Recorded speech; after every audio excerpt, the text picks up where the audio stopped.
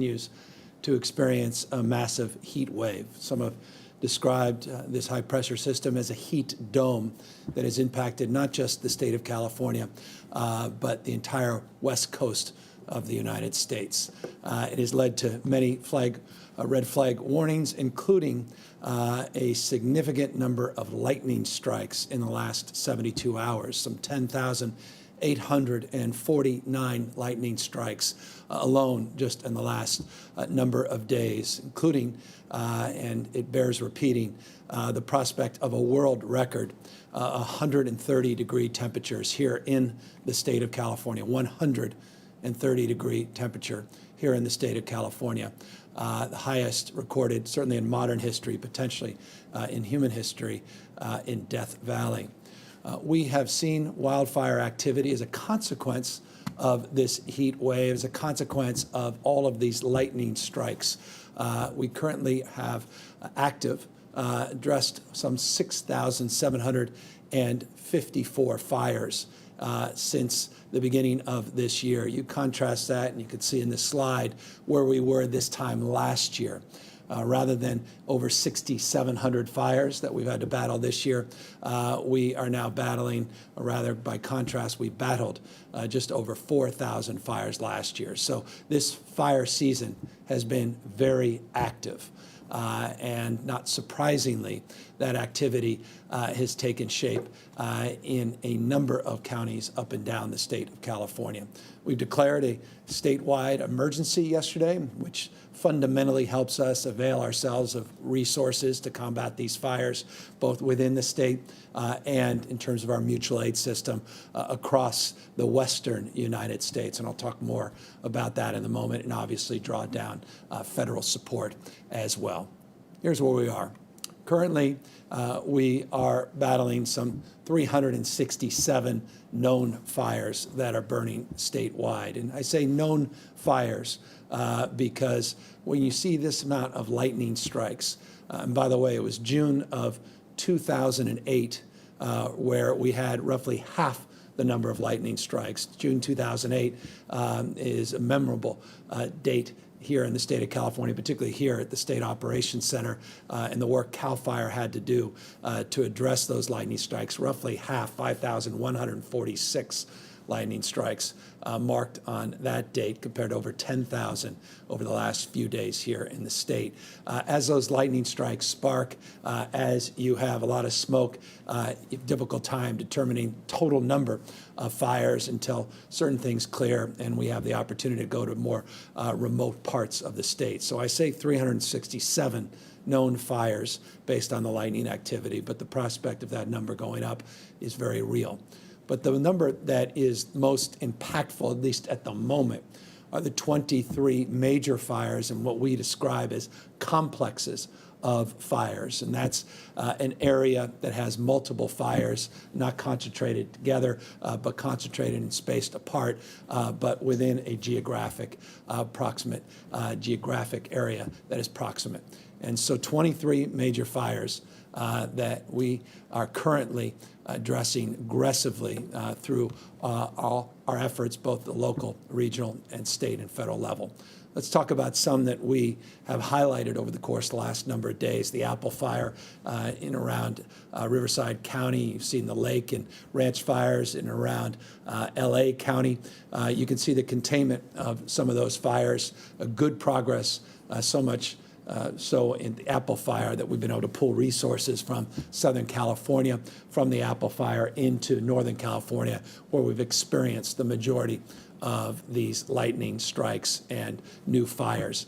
You can see containment, the Lake Fire, beginning to move in a direction that gives us confidence that we've got our arms around the conditions. You see a number of other fires with containment. When you get into that 30, 35, 40% range and you don't have major conditions changing as it relates to wind conditions, humidity, and the like, it gives you some confidence in the capacity of our frontline heroes to really take control of those conditions and mitigate the spread and the damage of those fires. They're still active.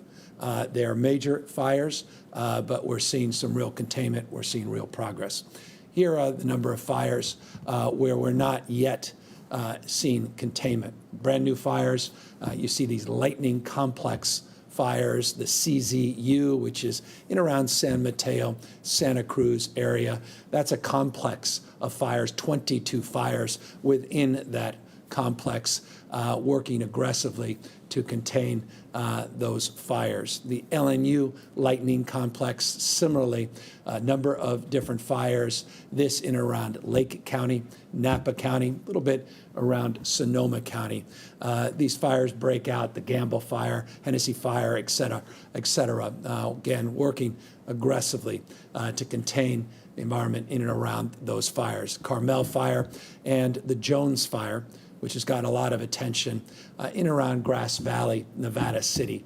That more of a grass brush fire at the moment. There's been evacuations related to that. The 5% containment looks modest, but there's a sense of optimism as it relates to that fire. Again, that optimism can dissipate pretty quickly as the wind conditions change, humidity, and other conditions change. But nonetheless, those are the larger fires that we are addressing in real time. Again, 23 all up and down the state of California that we mark as quote unquote major fires, hundreds of fires throughout the state of California because of this extraordinary weather that we're experiencing and all of these lightning strikes. So look, this is what the state does. We are quite familiar with these challenges, and everybody watching is quite familiar with the challenges of wildfires here in the state of California as well.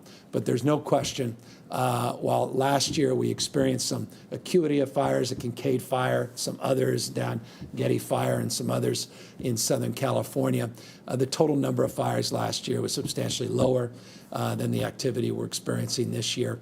And what has occurred over the last 72 hours is certainly stretched the resources of this state. That said, we are in a better state of preparedness. I've had multiple press conferences like this over the course of the last few months, talking about some of our efforts on vegetation management, forest management. A few days ago, we announced a new partnership with the U.S. Forest Service to match California's commitment to address some of our vegetation and forest management by matching the total number of acreage that we are currently addressing each and every year. New partnerships forming with the U.S. Forest Service. In addition to the partnership we formed with the California legislature this year that provided us an additional, despite this historic challenge with budget shortfalls, we were able to increase our budget for CAL FIRE by $85.6 million to get and bring on permanent full-time firefighting force. In addition to that, recognizing that we started to see some activity after the budget was signed that was potentially, was leading to some indication we might be where we are here today. We supplemented with an additional $72.4 million the availability of seasonal firefighters. At the time, we announced 858 seasonal firefighters we wanted to bring in to the total number of available CAL FIRE personnel. 830 of those 858 have already been brought on. This just over the course of the last few weeks. That supplemental commitment was timely, and we certainly are now a beneficiary of some of those new firefighting resources. By the way, in addition to the CAL FIRE personnel we brought on, we also tried to supplement some of our hand crews and some of the work at the California Conservation Corps, and those Corps members were part of that $72.4 million. So they have come on board, and they're out there on the front lines helping support our National Guards men and women, supporting our local frontline personnel, as well as some of our federal personnel. We have requested what we refer to as an EMAC, and this is our emergency assistance program with states all across the western United States. We've now requested 375 EMAC, meaning engines, to come from other states. I had the pleasure, and I want to thank publicly Governor Ducey of Arizona for his support, and they've sent equipment here to the state of California. Governor Sisolak in Nevada has sent equipment here into the state of California. A pending request that has been green-lighted by Governor Abbott. I want to thank him as well publicly. In Texas, they will be sending some crews and some support. The stretch these requests is not lost on anyone who's following this space. When you have a West Coast heat wave, we have fire activity all across the western United States, putting pressure on those assets within the states, and that includes up in the north or the Pacific North coast and areas of Oregon and Washington State as well. So complicating this picture, challenging time, but one where, again, we're very familiar, one we're more than capable of stepping up and doing everything we can to meet the moment. World-class firefighting force, world-class equipment that we have made substantial investment over the course of the last 4 or 5 years to upgrade. I've spent many occasions with you out there highlighting some of the new firefighting suppression technology that we have, the new infrared camera systems, our capacity satellite technology, our aerial reconnaissance efforts that have been supplemented and supported with National Guard, among others. The partnerships, again, we have been forming locally and federally, as well as some of these procurements that have been highlighted as it relates to some, well, no longer Vietnam War era suppression with old Huey helicopters, but now finally bringing on some of these new Black Hawk helicopters will allow faster time to suppression and allow more personnel as well as more safety and more firefighting suppression capacity. And ultimately, when the training is fully advanced, will allow us some nighttime suppression as well. So putting everything we have on these fires, they're stretched all across the state of California, and we're now getting the support of some of our partners in the western United States. And for that, again, we are very grateful. This extraordinary weather event has also put pressure on our energy supply. And that's been self-evident with our flex alerts that we put out since Friday night. We experienced some de-energization on Friday and Saturday, but none on Sunday, none on Monday, and none on Tuesday. That is good news.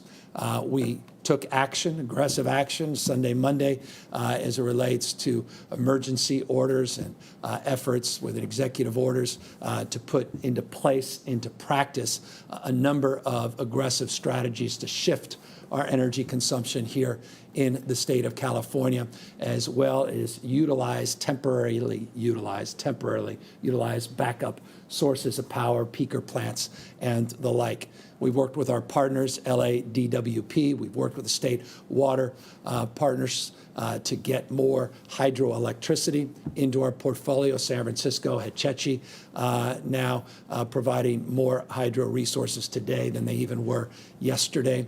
I want to thank our providers, not only our investor-owned utilities, but the providers out there that have done everything in their power to flex that power, particularly during the critical hours of 2 to 9 o'clock. And I've said 3 to 10 in the last few days, and that's been accurate. Today, we are advancing to flex your power from 2 p.m. this afternoon to 9 p.m. Today, we believe, will be another challenging day, but we're up to the task. You're up to the task. You've proven that on Sunday night. You proved that on Monday. You proved that on Tuesday, last night. But we are looking at upwards of 47,000 plus megawatts of power, full load today that may be utilized because of these high temperatures. Tomorrow, we believe that will drop down to about 45,000, and on Friday to about 43,000. So tonight, we believe in the immediate is the last night. We really need everybody to do everything in their power to flex their power use, power consumption. I'm going to show you a slide in a moment of what that entails individually. But again, I want to acknowledge the work that's been done by some of the largest energy providers and producers and consumers in this state. Not only the state of California and its operations being pumping water, not just being the beneficiary of electricity procured from hydroelectric dams, but also the work that was done by Tesla, some of their efforts by Chevron and by Marathon that really aided to our efforts. The Navy, I want to thank them for all their good work with their ships that are in port that generate a lot of use of electricity, or rather consume a lot of electricity, that really met this moment and helped support the efforts Sunday, Monday, and Tuesday.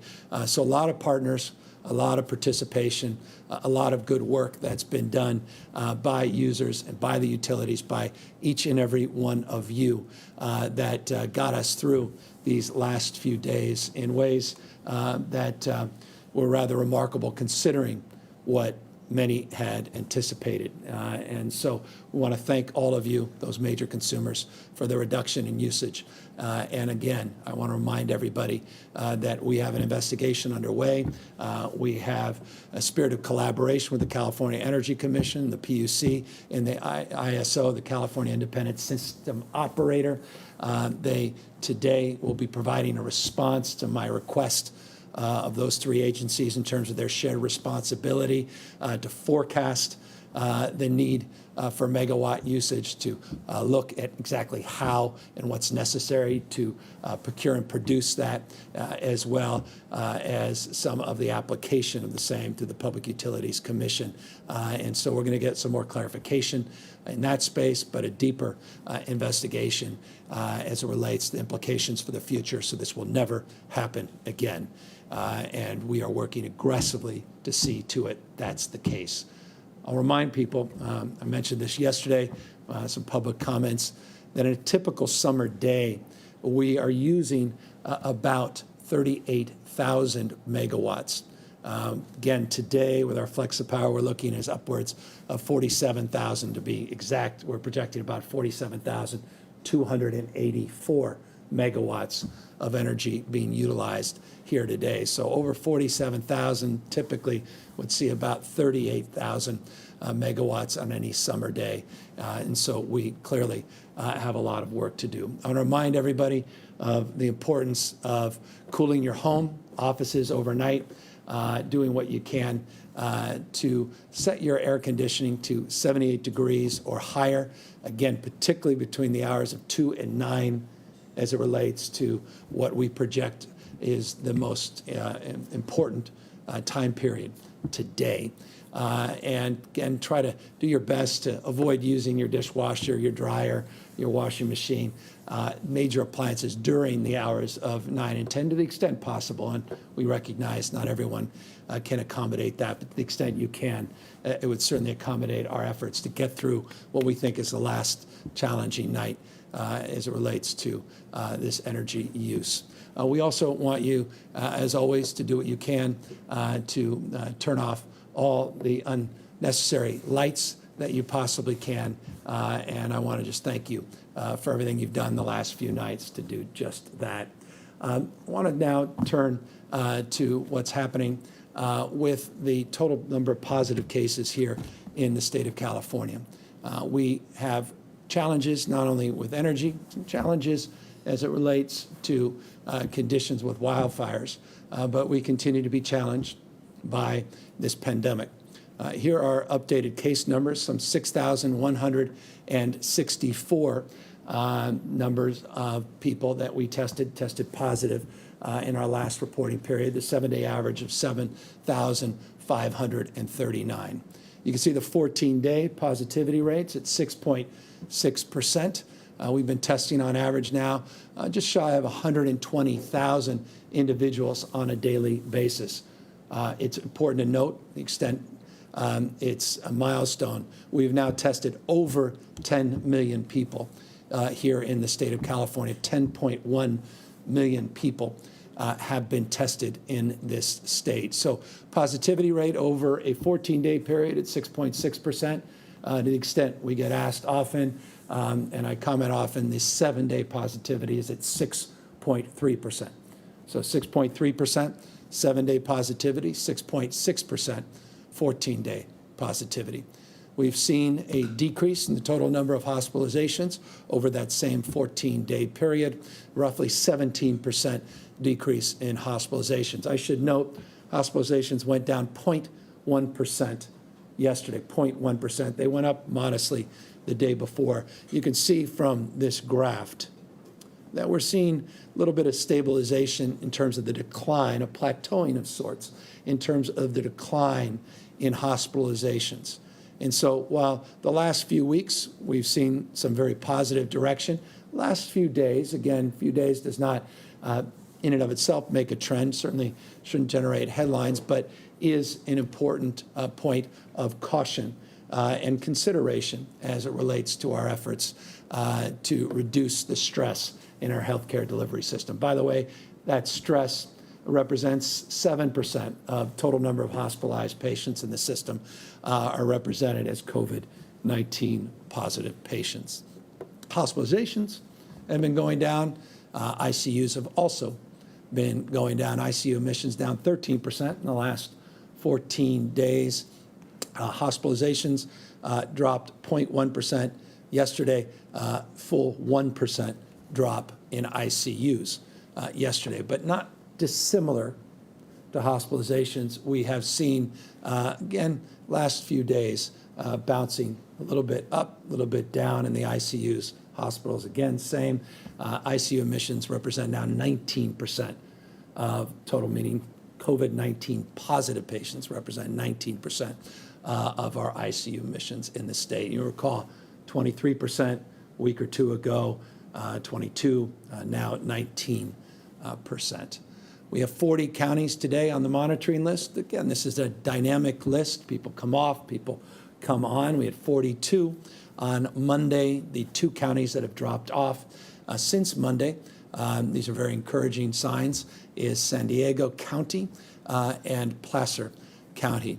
It is expected, for the purposes of transparency, we expect, if all things being equal, that it's likely as early as tomorrow, though we'll see exactly as the numbers come in that San Francisco will be added to that list. That is not the case today, but it looks as if they're in a position 3+ days to get off of that monitoring list. We would then have 39 of our 58 counties on that list. So we want to see this list go down to 0.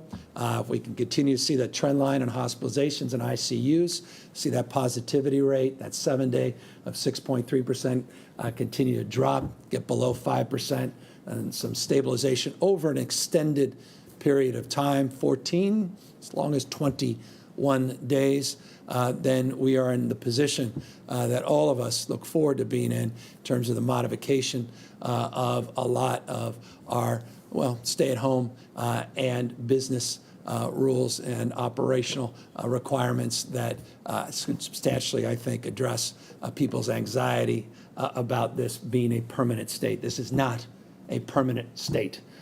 We will see a decrease in the transmission. We are seeing a decrease in the transmission of COVID-19, and we are doing everything to prepare for what many believe is a second wave later this fall, and mark my words that we will work our way through that, navigate through that to high-quality therapeutics and immunization, and move forward once again more resilient than ever, more robust and more capable as a society and economy moving forward into the new year. With that, as always, we remind you, best way to forward and advance that cause, a collective cause that unites all of us, regardless of where you stand on the issue of wearing a mask or where you stand in physical distance to one another, and whether or not you practice the kind of hygiene that we encourage. I think all of us universally look forward to getting to that place, and the fastest way of doing so is to do what you can to responsibly wear a mask, to responsibly physically distance, socially distance from others, continue to practice that good hygiene, and of course, try to minimize as much as you can the kind of mixing that we often see and obviously is tempting as it relates to the heat and the activities that so many of us look forward to on a daily basis, but many on weekend basis as we battle the elements here in this state. So, look, we are challenged right now by a number of new fires all over the state of California. We've put out every resource we have. We have an incredible mutual aid program here in the state. We have outstanding leadership in key positions in this state. Mark Gilladucci running our office here of emergency services. This is the State Operations Center. It is fully staffed with people providing mutual aid of every conceivable sort here all under one roof, monitoring the situation, this dynamic situation in real time, led by Tom Porter, Chief Porter at CAL FIRE. And they are doing everything in their power to meet the needs of not only keeping power on in this state, but powering through this very dynamic moment as it relates to wildfires, and again, continuing to keep our eyes squarely focused on mitigating the spread of COVID-19. So that's the update for today. As always, happy to take any questions. Adam Beam, Associated Press. Governor, a private high school in Sacramento resumed in-person instruction after the school reclassified its teachers as daycare workers. I was wondering if your administration's seen other schools across the state do this, and are you worried it could become a loophole for schools to defy your public health order? Yeah, I haven't seen that in terms of its scale and spreads. The answer is no, I have not seen that. Each one of these instances is unique and distinctive. I think a few days ago, Monday, there was a question about a particular school in Fresno, California. So in every community, there's over 1,000 school districts in this state. You're going to see some different approaches, different strategies. You're going to see people testing the boundaries of some of these state orders. As is the case in most of these instances, I want to thank the local health officers, the city and county leaders for their fortitude, for their diligence, for their enforcement in this space, and encourage them to continue to do that, again, for no other reason than we want to keep our kids safe and we want to keep our paraprofessionals safe, our teachers safe. We have a protocol, we have a process where people are not on that monitoring list over a 14-day period where they can provide in-person learning. We look forward to getting all of our kids back into that environment. And the quickest and fastest way to do that is to abide by local health officer directives, abide by the science, abide by the overwhelming evidence, not just here in the United States, but around the rest of the world, to do it in a safe and responsible way, and always consider the background rates of infections and the community spread of this virus and how impactful that is to the activities within any of these school sites. And that's why we want to remain vigilant. That's why we put so much time and energy into putting out our guidelines. And that's why we encourage those that are doing the right thing to continue to practice and to be the example that all of us want to see in this state. Sophia Balog, Sacramento Bee. Hi, Governor. You had said that you were willing to take the $300 in unemployment benefits that the president has offered. Can you give us an update on where that stands? When can Californians expect to get checks, and what's sort of the status of California actually accepting that money? So we've been in active engagement with the federal administration. We have been working to work through their protocols and procedures. We're still waiting for a little bit more clarity and guidance, but we're doing everything in terms of our application process to meet their needs and hope and expectations to be among the first cohort of states to draw down that federal money. And so we've been leaning into that. I'm not walking away. There are some states, one notable state said we're not interested. We, from day one, asserted an interest, and we have processed that interest in formal conversations and formal applications with our federal partners, and we're going back and forth on those details. And as soon as we have clarity from the feds, we'll make public exactly when those dollars will be forthcoming. Rachel Becker, Cal Matters. Hi, Governor. We're seeing extreme heat, wildfire smoke, and the pandemic hitting Californians with lower-income people being hit especially hard. What is being done to help low-income people cope with these triple whammies? Yeah, an example, yesterday I was with Mayor Darrell Steinberg. Let me give you a specific proof point of what is being done. We were at a cooling center in Sacramento, California, one of 3 he has in his city, one of hundreds that exists and persists all across the state of California.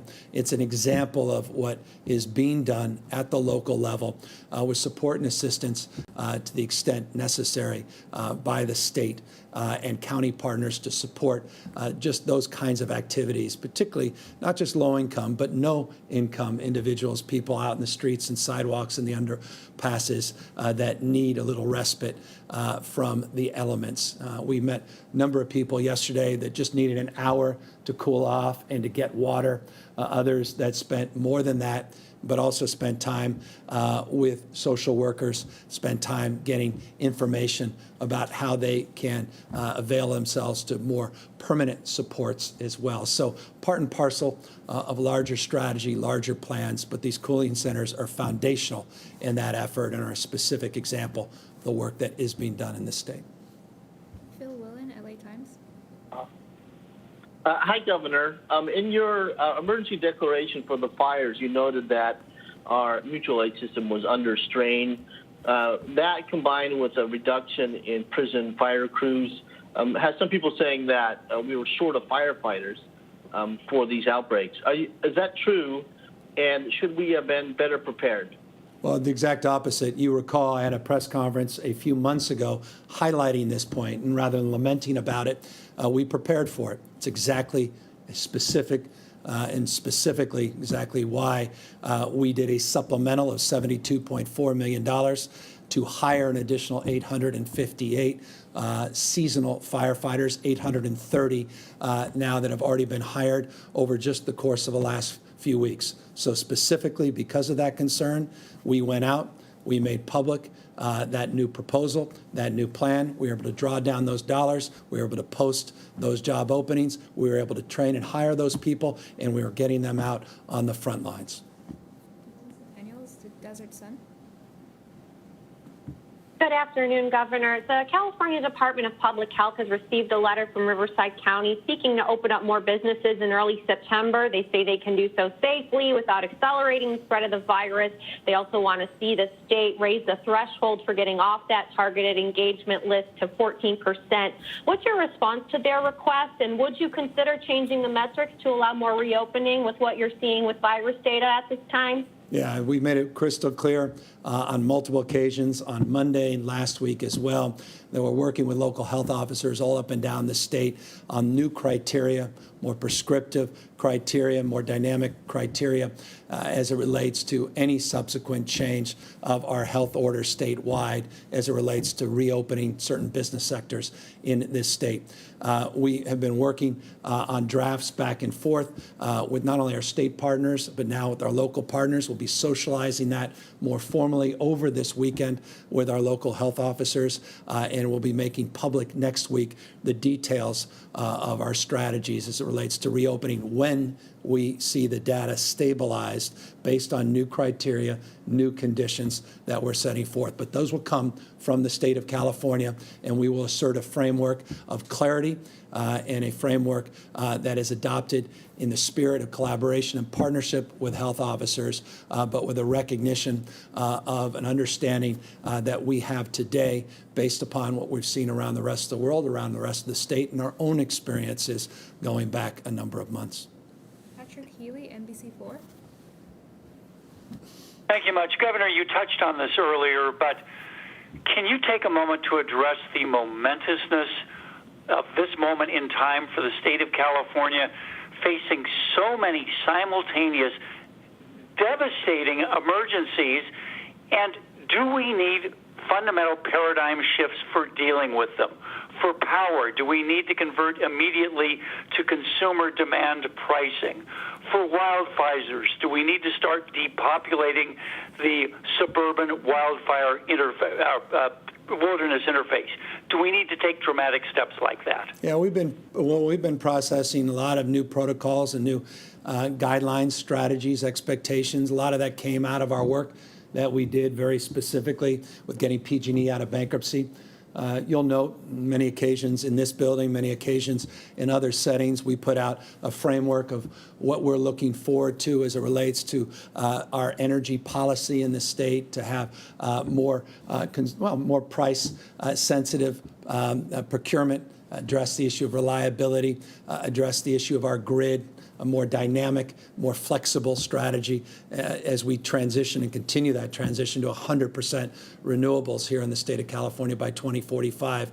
We laid out in detailed terms some of those strategies. We're going to be bringing you much more information in that space, including the wildland-urban interface question that you offered, the WUI, as it's often referred to, and some of the interaction of concerns with our wildlands, and a lot of construction that goes back, including house my father has had for over half a century, goes back to the gold rush era, that is part of that WUI, and obviously is more vulnerable than ever to climate change, climate disruption, and the experiences we've been having over the course of the last decade, in particular with wildfires in the state. Look, so as it relates to the future generally, it's a dynamic period of time. It's an enlivening period of time. It's a challenging period of time. But that's been the history since Horace Greeley said, "Go west, young man, go west," in 1850. There's a dynamism in the state of California. You can go back. I think Time Magazine did a cover story in 1994 talking about wildfires in the state, and we have to completely change the paradigm of our entire way of life and thinking in the state of California because of demographics, because of IT, because of the time, the appearance of what they referred to as globalization. And so it's the nature of life. It's dynamic, and we have to be adaptable. And we have to be flexible. And so that's exactly the approach we're taking. This is an incredibly resilient state. We will get through this moment in time as we have in the past. And many of these conditions, while they may be stacked up on top of each other, are familiar.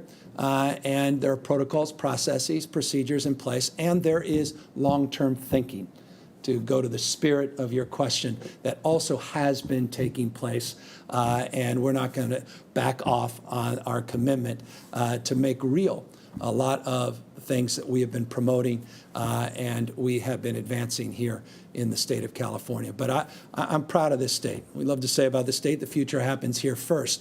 Some of the challenges are expressed here first, but more importantly, the solutions to those challenges, the answers to these difficult questions are advanced here first in the state of California. Spencer Custodio, Voice of OC. Hi, Governor. Thanks for taking our questions. In Orange County, the virus trends look like the county could be moving off the watch list soon. And building on some previous questions, I know you just mentioned there'll be updated guidelines on business sector reopenings and things like that coming out next week. But speaking with some epidemiologists and infectious disease experts at the University of California, Irvine, they are wondering if state officials are going to look at, if schools do reopen, not only elementary schools, but also middle school and high schools, if those do reopen, will some of the business sectors be put on hold so case rates can be monitored for 2 to 3 weeks to see if there's an outbreak? And also, could you give us an idea on what types of sectors might be allowed to reopen as counties move off the watch list? Yeah, so I think the spirit of your question also question has in it the embers of answers. Yes, we do anticipate having a period of process protocols that are put in place that have a time element to allow us the epi data that gives us more confidence in the background spread and the community spread of this disease. It has been traditional to look at a 14-day period. Some of the epidemiologists we're meeting with at the UC, through the UC system, others all across this country that we engage in on a consistent basis, not just our own personnel here at the state, but we source from people of diverse backgrounds and diverse points of view in this space, have extended some consideration, particularly as it relates to sectorally reopening certain businesses in our economy, of the concern of doing so with a little bit more time for consideration. And that's why I referenced a moment ago, maybe oblique, maybe it wasn't picked up by everyone, 14, potentially up to 21 days. So we're in the process of distilling the generation, or rather the essence of the generation of all of that back and forth, that engagement, the commentary, and putting it into our guidelines and protocols, and again, working with local health officials to make them a little bit more precise and get all of their feedback on the unique conditions in Orange County, Ventura County, LA County, San Diego County, any county in this state. And we want to make sure that we're flexible to their needs as well. We deeply desire to reopen this economy fully, and we deeply recognize the stress that businesses are under, and no one, I'll take a backseat to no one in my desire to do so, but to do so safely and with the application of a soberness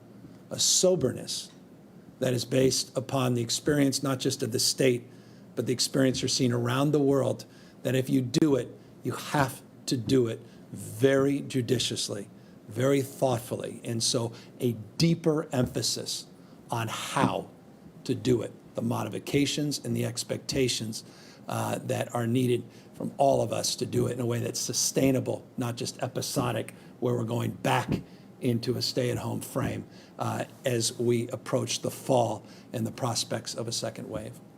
Melanie Woodrow, KGO. Thank you, Governor. Some firefighters here in Northern California have suggested that there's a lack of resources for them. Southern California had broken first, that they're not getting the support they need. What's being done to make sure that there are enough resources up and down the state?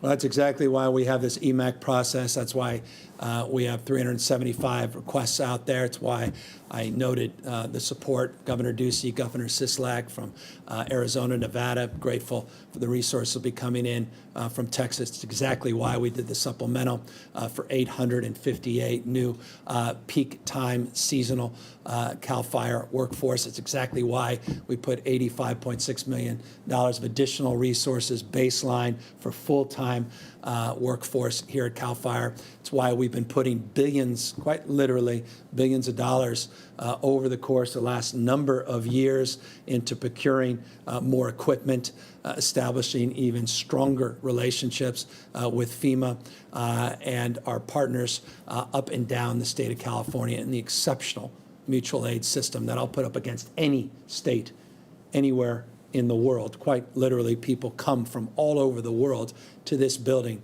to learn about the California example. But let me also make this point. It's the point you're making. We are experiencing fires, the likes of which we haven't seen in many, many years. The totality, when you consider 367 active fires that we are aware of all across the state of California, and again, when the smoke starts clearing, the conditions avail themselves with all the reconnaissance that's being done all across the state with federal partners, with national partnerships through our National Guard and state assets. We'll have more clarity on that over the course of the next number of hours and days. That is a resource challenge where they are stretched in ways where we haven't seen in the last few years. Good news is, the concentration that we experienced, just as an example, in the Kincaid fire, where we had to put all our resources, and we're able to do that because we didn't have the total number of fires. The ferocity and the damage done to lives and property in that instance, and the instance of many other fires that are well documented, not least of which, God bless all of them, Camp Fire, is such that we are not yet experiencing those conditions with many of these lightning fires, more remote. And while we have to maintain some vigilance, that means nothing to folks around the Jones fire and the folks around the CZU fire, obviously concerns Monterey, the River Fire and others where we are evacuating people. We're doing everything in our power to provide that assistance. So look, We're looking forward to things cooling down on the west coast of the United States. We're anticipating that. It's going to help with our energy procurement, allow us to work through. We're not having these flex alerts every single night. Accordingly, we think that will also help advance these EMAC requests and get even more resources into the state of California. Alexei Kosev, SF Chronicle. Hi, Governor. Over the last few years, we've seen local firefighting agencies increasingly rejecting mutual aid requests over concerns they would need the resources in their own communities.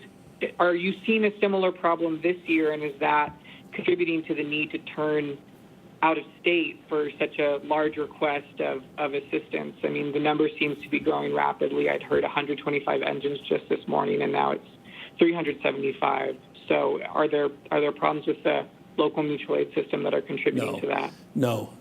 Again, it's just how stretched up and down this state, vast majority of counties that are experiencing, because of these lightning strikes, all of these fires. I'll just note, and I'll remind you, in the slide I showed you, the challenge that we've had over the last week in LA County, Riverside County, and how we've been able to really tackle the Apple fire and the work that's been done with our mutual aid system. It's exceptional, and they've made tremendous progress in that space. Accordingly, we will make tremendous progress, I assure you, with some of these other large-scale fires here in the state of California. But the mutual aid system at this moment is working as it's designed, and it is not designed to be perfect in every way, shape, or form, because localism maintains a determination, meaning local authorities maintain discretion as it relates to what they provide and what they support, and I recognize that as a former mayor, particularly of San Francisco, and that's just part of the protocols and processes. But we're putting everything we can, mutual aid locally, and requesting that EMAC process, mutual aid from other states. Colby Bermel, Politico. Yes, hi, Governor. Thank you so much. I wanted to ask you a question about solar and storage. What can the state do now to bridge the now when we have lots of storage or lots of solar but not enough storage, and the future when storage will be more caught up with solar? Yeah, I mean, look, substantively, a big part, not the only part, but a substantial part of the solution as it relates to our bridge to a low-carbon, green growth future is dealing with the question of storage.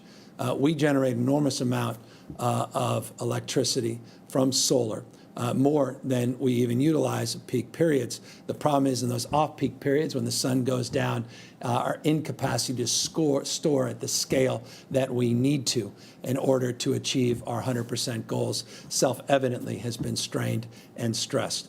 Good news, just as an example, just yesterday in and around San Diego County, there is a new solar storage facility that's come up, 230 megawatts that are online today, and as much as 250 when it's fully operational. I believe that to be one of the largest solar storage facilities of its type anywhere in the world. So this state has been on the leading cutting edge of creating price signals. Policy is an accelerant.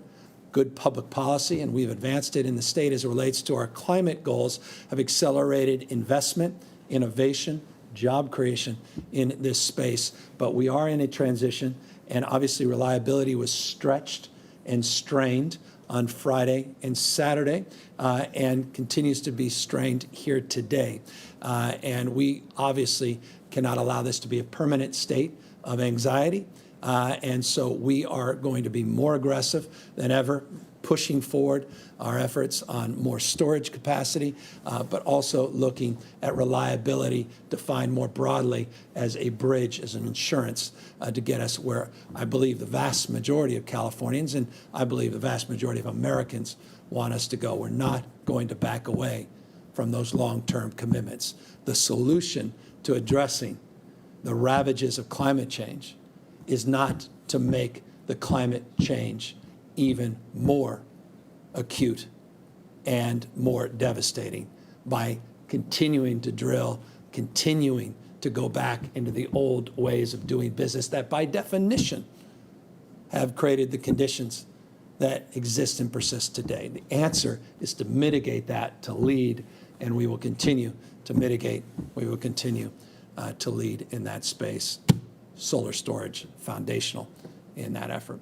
Accordingly, we'll continue to update you on what is happening all across the state of California. I just want to close by reminding you not just about wearing your masks, which is foundational, but also on this flex alert between the hours now of 2 and 9 p.m. If you could, and again, I know it's a lot to ask. We have a lot of asks in terms of mask wearing, physical distancing, but now asking if you come home, just back of your mind, if you can remind yourself, just turn that thermometer up a little bit, or rather turn up the air conditioning 78 degrees or higher.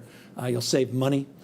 You'll not only save energy, but you'll also help us. Sum total of those individual acts will help us get it through this last night that we anticipate will be perhaps more challenging than the nights we are anticipating over the course of the next days, weeks, months, and years ahead. And so please consider that, and also, as always, continue to do the good work we have done as a state to address the spread of COVID-19. We'll be back soon, update you on all of the above. As always, thank you for the privilege of your time.